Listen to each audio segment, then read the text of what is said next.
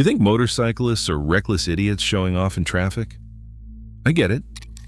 From inside your climate-controlled car with the backup camera and lane keep assist, we look like we have a death wish. But here's what you don't understand. Most of the weird stuff we do isn't about looking cool. It's about not dying. I'm breaking down 10 things riders do that look confusing or stupid to car drivers, but actually keep us alive. Some of these behaviors are pure survival tactics. Others are just physics you don't deal with in a 3,000-pound metal box. And yeah, one of them is just a design flaw that makes us look like morons. By the end of this, you'll understand why that rider just blasted away from the stoplight, why they're standing up on the highway, and why they parked like that. Let's start with the one that makes 0 sense until you've spent 8 hours on a motorcycle seat. Number 1, standing up on the motorcycle. You see a rider stand up on the pegs while cruising down the highway and think they are doing a stunt. They are not. They are saving their spine from permanent damage. Motorcycle suspension is designed to handle the bike's weight, not absorb every pothole and road imperfection for your comfort. When you hit a bump in your car, you have suspension travel, shock absorbers, and a cushioned seat working together. On a bike, that same pothole bottoms out the suspension and sends the impact straight through a rock-hard foam seat into your tailbone. Standing up turns your legs into secondary suspension. Your knees absorb the impact that would otherwise compress your spine. This is not optional on rough roads. It is the difference between walking normally when you get home and limping like you aged 20 years. Then, there is the comfort reality nobody talks about. Motorcycle seats are packed with hard foam wrapped in vinyl. That is it. No lumbar support, no adjustable cushioning, no heated luxury. After 2 hours in the same position, your lower back is screaming and your legs are going numb. Standing up restores blood flow to your legs and gives your core muscles a break. In a car, you have a backrest doing all the work. On a bike, your core is constantly engaged to keep you stable. Standing for 30 seconds every hour is not showing off. It is preventing muscle fatigue that could cause a mistake. Sport bike riders stand up more than cruiser riders because of riding position. Leaning forward over the tank for hours puts constant pressure on your wrists and compresses your chest. Standing redistributes that weight and lets you breathe properly. And here is the unglamorous truth. Sometimes they just need to adjust their junk or let one rip. You try sitting on a hard seat with your knees clamped around a vibrating engine for 3 hours straight. Things get uncomfortable in ways car drivers never experience. The blood flow issue is real. Restricted circulation in your legs affects reaction time. If your foot goes numb and you need to brake hard, that split-second delay could be the difference between stopping and rear-ending someone. Standing up is not about comfort, it is about maintaining the physical capability to control the bike safely. You see a rider hanging off the side of their bike in a turn and think they are about to crash. They are actually doing the opposite. They are increasing the safety margin by reducing the lean angle required. Here is the physics. When you corner on a motorcycle, you lean the bike over to generate the tire contact patch needed for grip. The more you lean, the less tire you have touching the road. Lean too far, and you will run out of grip and slide. By shifting your body weight to the inside of the turn, you move the combined center of gravity. This means the bike does not have to lean as far to make the same turn at the same speed. Less lean angle equals more available tire contact, which equals more safety margin before you lose grip. Does this actually matter on the street? Not really. Most street riders leaning off their bikes are just feeling cool. The speeds where body position makes a meaningful difference are track speeds, not legal highway speeds. The exception is rain riding.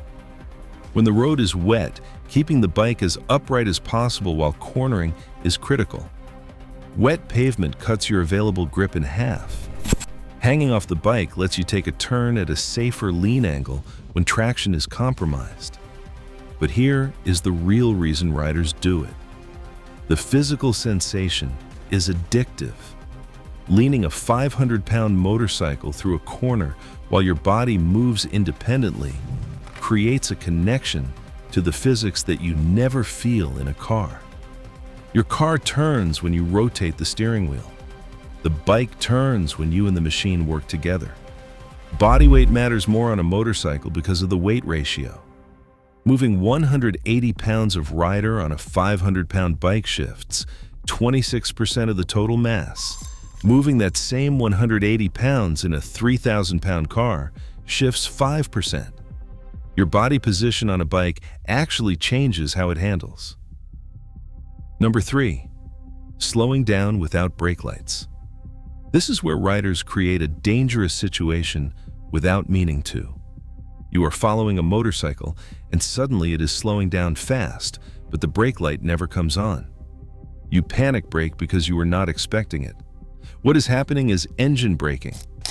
When a rider downshifts without touching the brakes, the engine's compression slows the bike down. On a motorcycle, this braking force is powerful enough to scrub off serious speed without ever lighting the brake light. Riders develop this habit because it feels smooth, it sounds good when you blip the throttle, and it saves brake pad wear. Downshifting through the gears while rolling into a turn is part of the riding experience. The problem is, it is invisible to the car behind them. Here's how it works. When you downshift, you are forcing the engine to spin faster to match the lower gear ratio. That creates resistance that slows the rear wheel. On a bike with a big engine, dropping from 4th to 2nd gear can create as much braking force as moderate brake application. The mistake riders make is not tapping the brake lever just enough to trigger the light while engine braking. Some bikes have brake lights that activate based on deceleration G forces, but those are not standard equipment. Most bikes rely on the rider physically pressing the brake lever or the pedal to turn on the light. What you need to know as a driver: leave more space behind motorcycles, not less. Bikes can stop faster than cars because of their power-to-weight ratio and dual braking systems.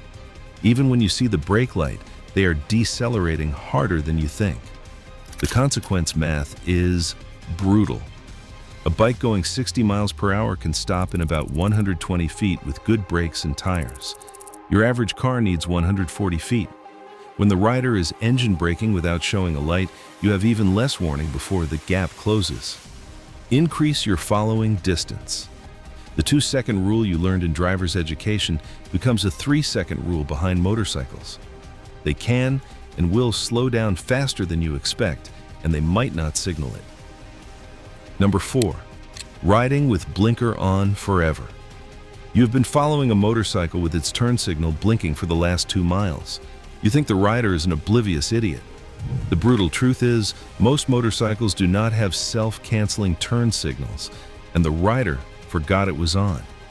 This is not the rider being stupid. It is a design flaw they have stopped noticing. Cars have had self-canceling blinkers since the 1940s. You turn the wheel, the signal cancels automatically. You don't think about it because the car does it for you. Most motorcycles require manual cancellation. You flip the switch to signal, make your turn, and then you have to remember to push the switch back to center.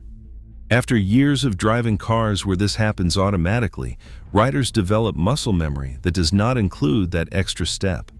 Some bikes do have auto cancel. Harleys, BMW models, and some Triumphs have electronic systems that cancel the signal after a certain distance or time. But the majority of bikes on the road require manual input, and riders forget because they are focused on not dying in traffic. The danger this creates for drivers is real. You see a motorcycle with a turn signal on and assume they are about to turn. You make decisions based on that signal. Then, the rider goes straight through the intersection because they forgot the blinker was on, and now you have pulled out in front of them or changed lanes into their path. This is danger you can avoid by staying cautious. To signal a rider that their blinker is on, Open and close your hand like you are operating a turn signal switch. Most riders will see it in their mirror and realize their mistake. Do not honk or flash your lights aggressively. That just makes them think you are being hostile. Be polite and clear. This is different from your Buick that cancels the signal automatically after you straighten the wheel. Motorcycles do not have steering wheels that return to center. The handlebars stay wherever you point them, so there is no mechanical trigger to cancel the signal. Number 5. Speeding away from stoplights. The light turns green, and the motorcycle next to you launches like they are at a drag strip while you are still easing off the brake. You might think they are racing you or showing off. They are not. They are using physics to get clear of the most dangerous part of any intersection. Power-to-weight ratio is the key. A basic triumph. Bonneville makes 65 horsepower and weighs 500 pounds. That is a ratio of 0.13 horsepower per pound. Your Toyota Corolla makes 169 horsepower and weighs 3,100 pounds. That is 0.05 horsepower per pound. The Bonneville has more than double your power-to-weight ratio. And that is not even a performance bike. A sport bike, like a Yamaha R6, has a ratio of 0.25. To match that, your Corolla would need 775 horsepower. This acceleration capability is not about ego. It is about getting clear of the intersection danger zone as fast as possible. Intersections are where distracted drivers run red lights, where someone turning left misjudges your speed, where the driver behind you is looking at their phone instead of the road. The rider accelerating hard is putting distance between themselves and the pack of cars that might not see them. Staying in the cluster of vehicles means being surrounded by 2-ton machines operated by people checking their Instagram. That is the dangerous position. Acceleration does not mean the rider is racing you. It means they are using the one advantage they have over cars to get into open space where they are visible and have escape routes. Motorcycles are vulnerable in traffic. Speed is a tool to minimize time spent in vulnerable positions. The intersection is where most motorcycle accidents happen. Someone turning left across the rider's path is the classic fatal scenario. The faster the rider clears the intersection, the less time they spend in that kill zone where drivers are making decisions without seeing them. Number 6. Hand signals that look like random gesturing. You see riders making hand gestures at each other and think they are just being friendly or aggressive. Those signals mean specific things, and ignoring them in a group ride can get someone hurt. The two-finger wave is not just riders being friendly. It is a safety acknowledgement that means, I see you, you are not invisible, and we are both paying attention. When a rider does not return the wave, it often means they are new, distracted, or not part of the riding community culture. A helmet tap signals law enforcement ahead. When a rider coming from the opposite direction taps the top of their helmet, they are warning you that officers are up the road running radar. It is not about helping you break the law. It is a warning to check your speed and ride clean through that area. A palm-down waving motion means hazard ahead, slow down. It could be gravel in the road, an accident, debris, or an animal. It is not someone waving hello.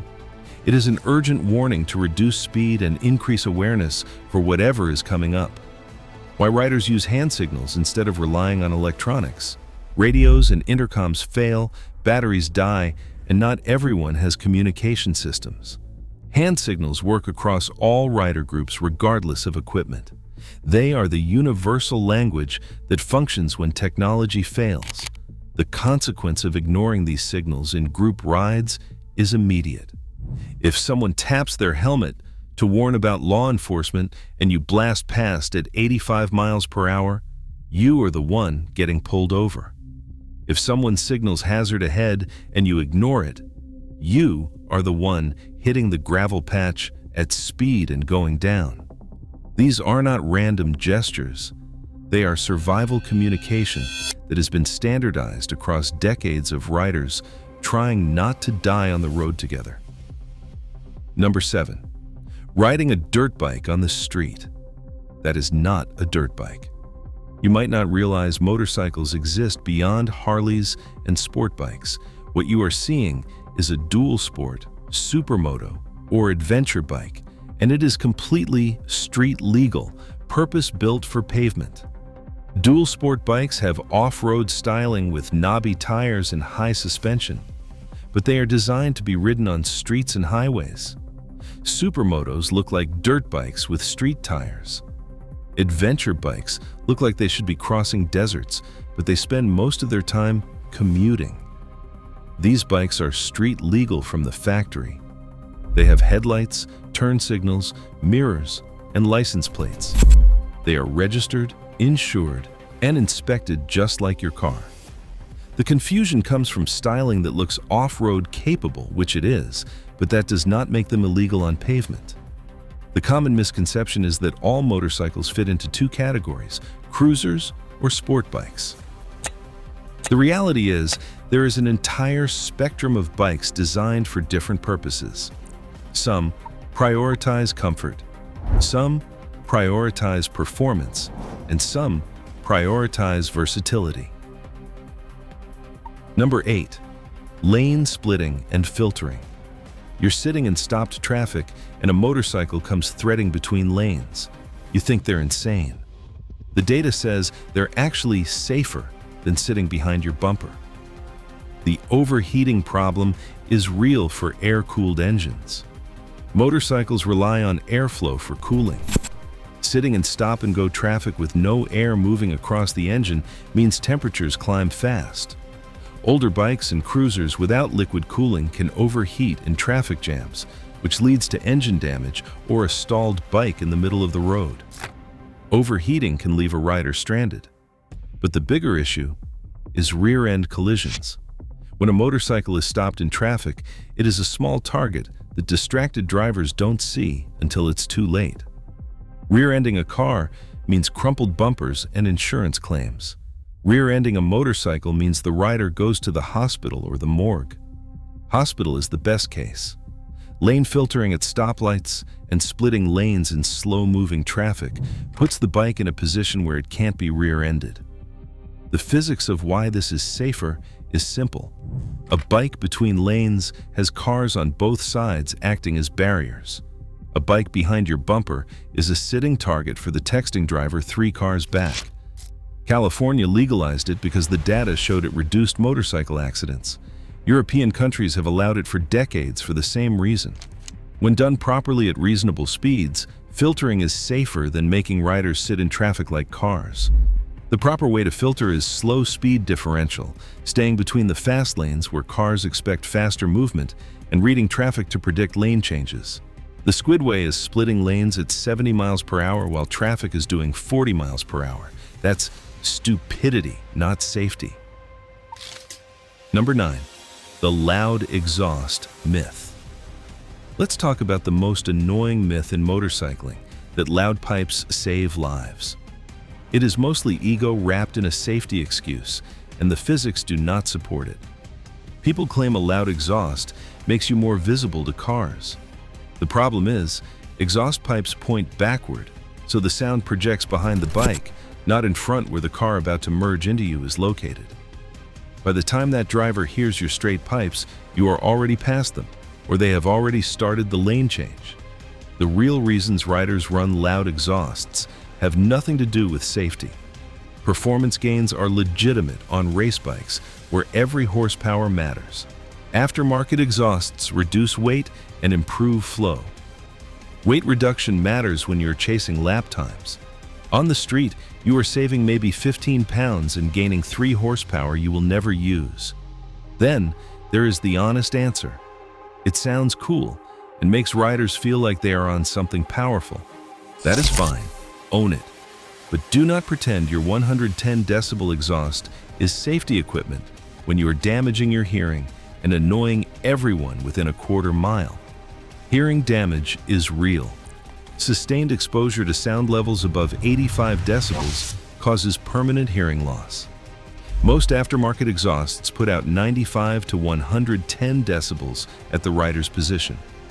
Do that for a few years without earplugs, and you are buying hearing aids before you are 50. Studies on loud exhaust and accident prevention show no correlation. The Hurt Report and subsequent research found that loud pipes do not reduce accident rates. What does work? High visibility gear, proper lighting, and reflective materials that make you visible to drivers who are actually looking. When loud exhaust actually matters, it is at track days where you need to hear your engine for shift points, and in performance tuning where exhaust flow affects power delivery. On the street, it is theater. Number 10. Motorcycle-only parking spots. You see a motorcycle taking up a full car parking spot, and you think they are being selfish. Or you see 3 bikes crammed into one spot and wonder why they do not always do that. Here's the reality. Parking a motorcycle is a security and visibility problem that does not exist for cars. Security concern first. Motorcycles are light enough to be picked up and thrown into a van.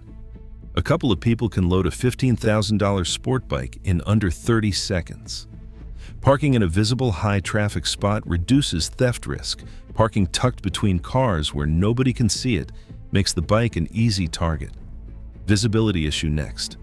Parking between cars makes motorcycles invisible to drivers backing out. You check your mirrors for car-sized objects. A bike tucked between 2 SUVs does not register until you have already backed into it. Riders park in full spots or at the end of rows to stay visible. Then, there is the technical reality. Most motorcycles do not trip parking garage sensors. Those weight-sensitive pads and magnetic loops are calibrated for cars. A 500-pound bike often will not trigger the gate to open or the payment system to register. Riders park near the entrance or exit because the system does not know they exist.